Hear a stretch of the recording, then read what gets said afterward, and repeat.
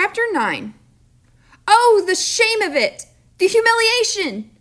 John wept breathlessly as he ran, shocked and frightened, indignant and angry at the world that had suddenly turned against him. Mean old things, he thought, blaming Miss Plimsoll and Mrs. Quaver for his failures, even though nothing that had happened to him had been their fault in any way. Horrible old school, he thought, even though he had liked school until that morning. Hateful Susan, he thought, even though he knew at the same time that he was really longing for her to be friendly with him again. Through the window, Mrs. Midas saw John coming up the pathway. "Hello, John dear," she called from the living room. "You're home early today. How nice. As a reward, there'll be a piece of chocolate after supper." "I hate it!" John shouted. He was crying too hard to say anything else for a moment. When she heard the sound of his voice, Mrs. Midas rushed into the hall. "Why, what's the matter, dear?" she asked, putting her arm around him.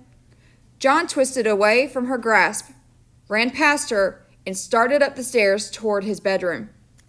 "Susan doesn't want me at her birthday party," he said as he went. "I know she doesn't. Well, I don't want to go to her rotten old party anyway." "I don't think you really mean that," Mrs. Midas said. "Besides," she added, and John was halted by the softness of her voice. "Mrs. Buttercup just telephoned to say she was going to drive over herself at 4 o'clock to pick you up." "She did?" John said, blinking down at his mother from the top of the stairway. "Yes, she did," Mrs. Midas assured him. "So you'd better hurry and get yourself washed and brushed. Your party clothes are laid out on your bed." There were games on the Buttercup's lawn while it was still warm enough outside. Later, the party supper, including the birthday cake, was going to be served indoors, and there would be a magician and a short movie. John joined in the blindman's buff, and grandmother's footsteps, and fox and geese, and soon he became more cheerful. He even temporarily forgot about chocolate. Susan looked very pretty. Her yellow curls had been brushed so hard that they looked silkier than ever. She was wearing a big blue ribbon, the same color as her eyes. Her cheeks were flushed with excitement, a deeper pink than her new party dress. On her feet were dainty little white socks and white shoes with straps that buttoned. Between games, Susan smiled at John and said, "I'm glad you came." They seemed to be on good terms again.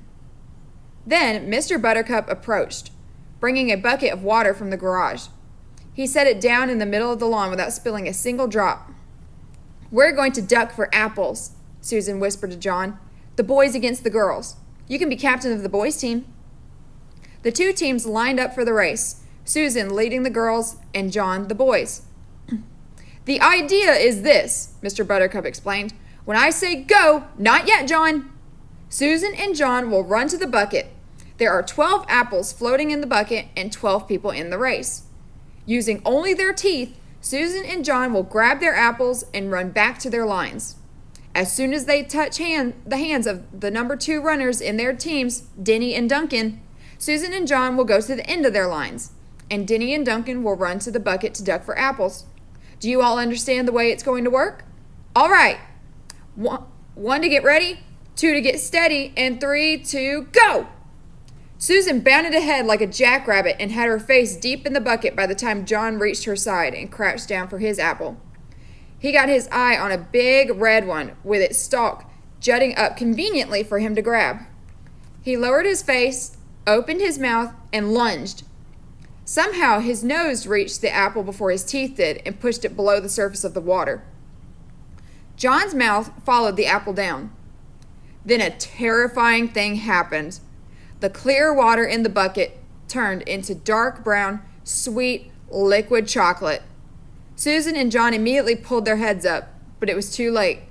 Their faces were drenched with chocolate syrup. "Oh!" Susan exclaimed, wiping chocolate out of her eyes. Chocolate syrup dripped down all over her delicate, pale pink dress. "Oh!" she moaned. John was in the same state. There was chocolate all over his face. There was chocolate on his white shirt front and on his gray flannel shorts. And there was chocolate in his mouth. "Glug," John said. "Glug!" Susan was too surprised and angry to speak. For the second time that day, she turned her back on John and ran away from him. Mrs. Buttercup offered to clean John up, but he couldn't bear to stay at the party another minute.